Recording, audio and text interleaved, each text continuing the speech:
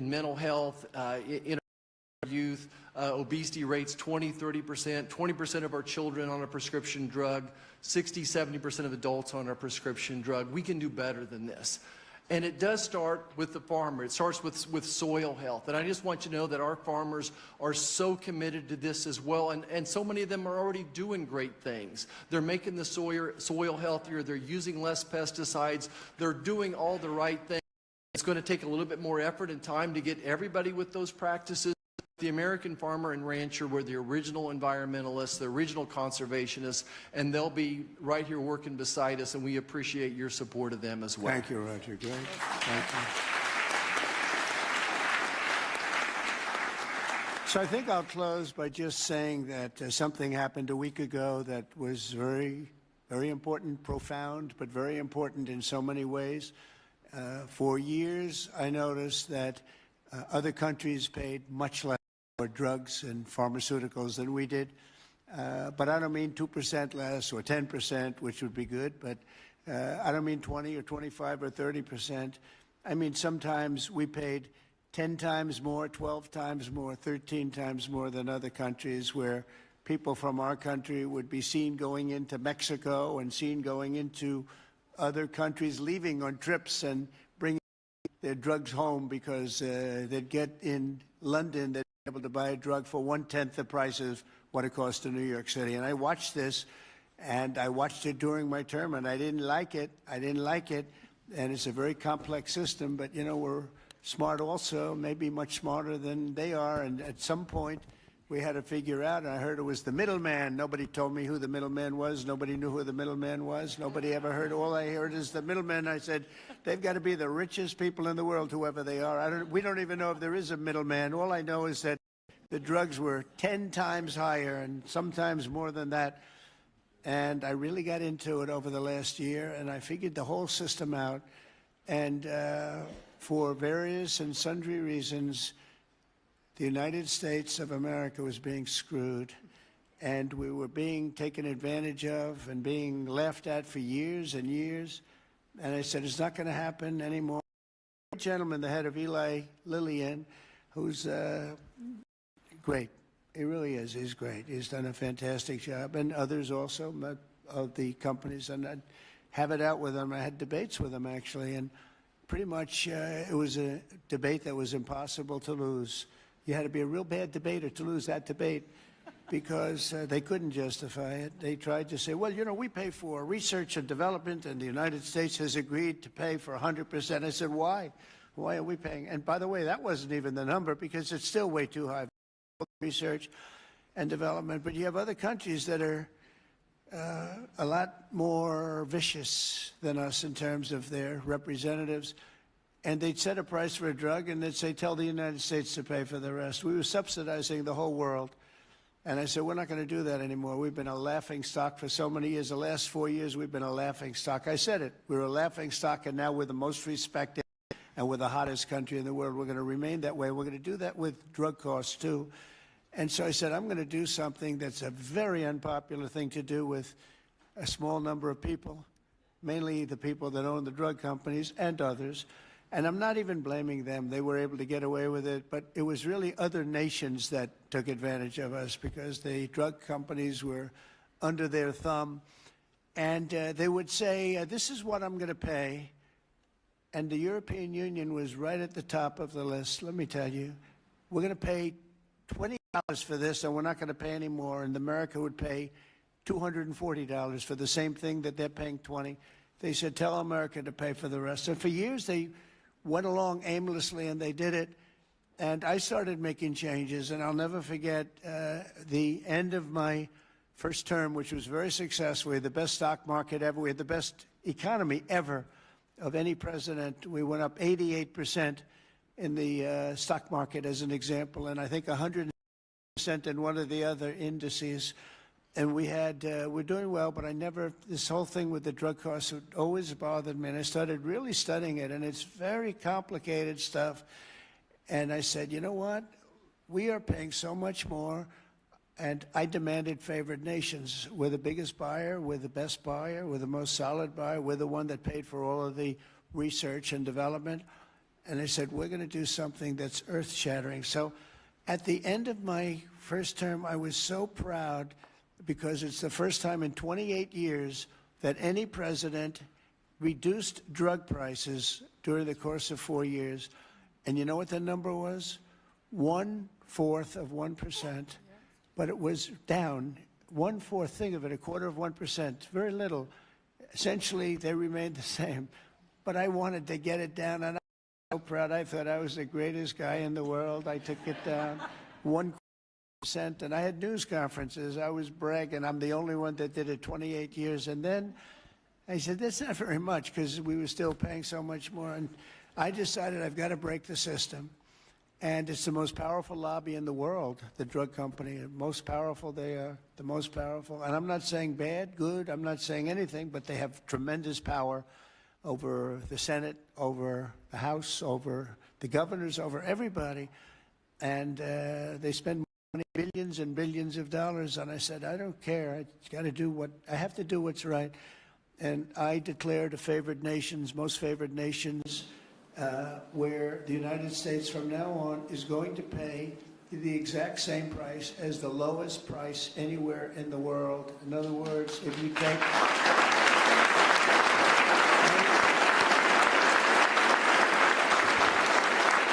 In other words, if you take the country, and let's say in a certain part of, there may be some country out there that pays a little bit less for very good reasons because of the fact, a thing called poverty or whatever, but we take the lowest country, say European Union countries as a whole, that would be fine, or take individual countries within the European Union, or take various countries that nobody's even heard about. We pay the lowest. And what that's going to mean, and I'd like to put somebody to police it because it should start immediately. It shouldn't start in 2 years, 3 years, 5 years. They'll say, yes, it kicks in. They always say kicks in, Marty. It kicks in, sir, in 4 years, and in 4 years they get it changed. It should mean, so remember I told you I was happy with 1/4 of 1%. It could mean anywhere from 70% to 89% reduction in drugs and pharmaceuticals. That's everything, right? Congressmen call me and they say, sir, could we talk about this? I said, no. They wanted to talk because, there's tremendous power against them. And I understand that. And every one of them was covered. Senators were. I see Roger smiling, and Roger probably was too. But you know what? He wants to do the right thing, right? He wants to do the right thing. And we're doing the right thing. We're taking advantage of, and forget the drug company, we're taking advantage of by other countries that with the drug companies that they were going to pay X dollars, and we're not paying any more, and you're not doing business here. And they were nasty about it because these people are almost sort of afraid of them. And we are going to now get a reduction in drug costs of up to 89% in some cases, but 50% would be a bad number. So think of that, 50% versus 1/4 of 1%. Think of that, 85, 89, 91, 72%. It's going to be massive numbers. It's going to be incredible for Medicaid, incredible for all forms of health care. Medicare is going to have a huge impact, so big that nobody can calculate it.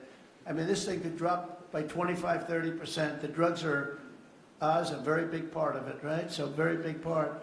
So it'll affect everything. It'll affect your whole life. The amount of money you're going to be saving is going to be incalculable. Nobody can believe I had the courage to do it. I don't think it's courage. I think it would have been courage not to do it. I tell you what, not to do it would have taken far more courage because I was tired of it. And I was listening to these guys, and they are, they make a lot of money every year, millions and millions of dollars a year. And I agree, because at the beginning, because of the complexity, you'd walk out of a room, you'd hear them talking, and, they almost convince you that it's a great system, it's a wonderful system, even though we were paying 10 times more. That's why they make $30 million a year, because they were good, but not any longer. And one of them just threw up his hands after I was just pounding on him, and he said, I can't do it anymore. It's the hardest thing I have to do is trying to justify this damn thing. I can't do it anymore. One of the biggest companies, I just can't do it anymore. You're right. And as soon as he said that, that was like incredible, because I understood exactly. He couldn't do it. He said it's the hardest thing he had to do is trying to justify why we're paying $200 for something and somebody else is paying $12. That is a neighboring country. Take Canada.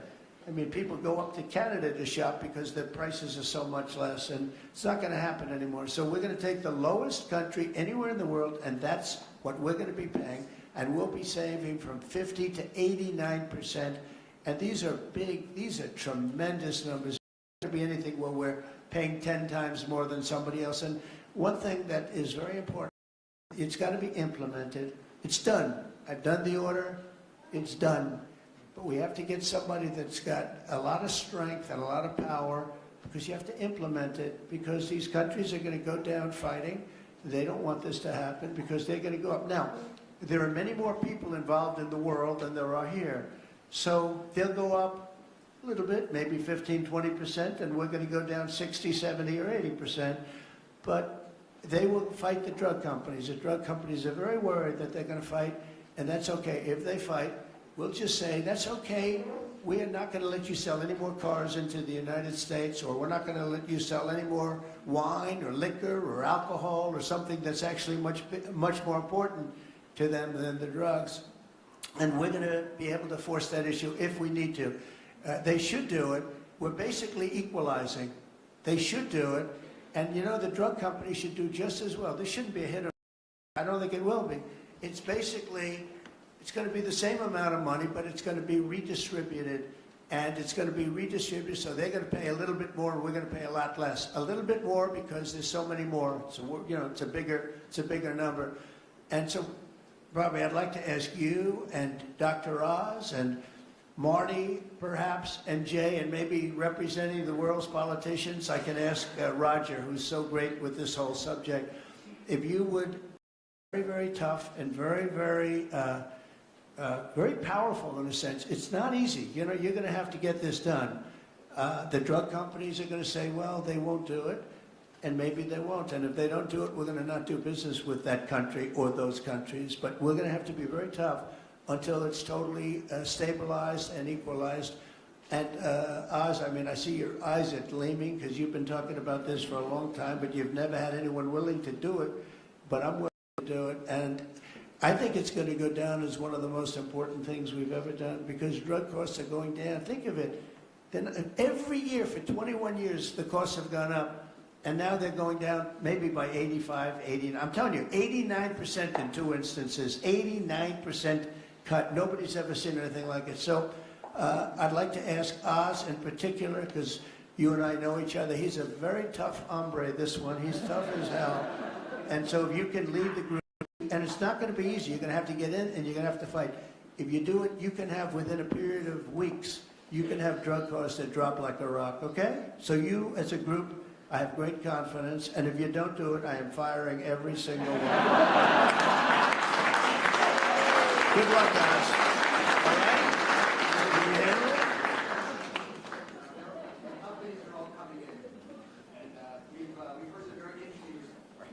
The companies are all coming in. We've had some very promising interactions. So, give me a little time to be a tough hombre.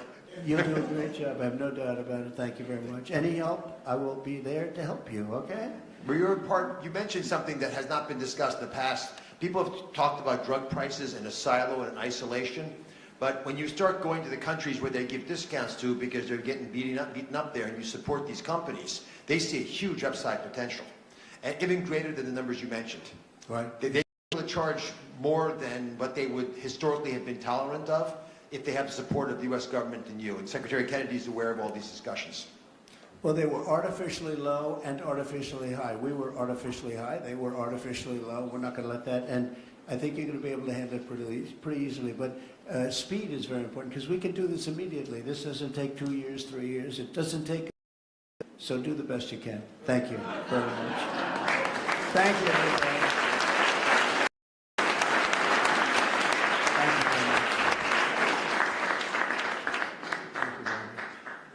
Are we concluding, Bobby? Yes. Go ahead. What are Thank you, Mr. President. Let's all give a hand for President Trump.